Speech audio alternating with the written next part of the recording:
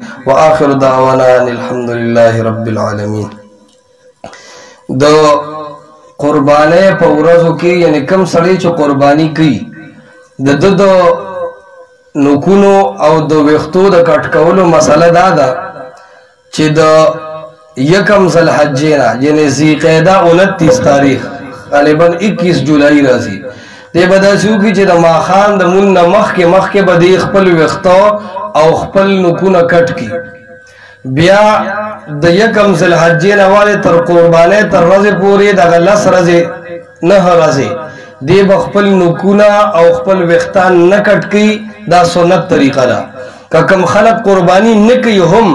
دی کدا سو کی چی دا لس رزی نہ رزی نوکان او ویختہ کٹ نکی یعنی دا ذی الحجی میاس چروخی جی تر قربانے پورے چو قربانے نا فارغ شی بیا دے ویختہ ہم کٹ کی او نوکونہ دے ہم کٹ کی کسو قربانی نکی بیا ہم دا دی دا پارا پا دے کے ثواب دے پا کاردار چی دا دی مسنون طریقی خیالو ساتی. دویمہ خبر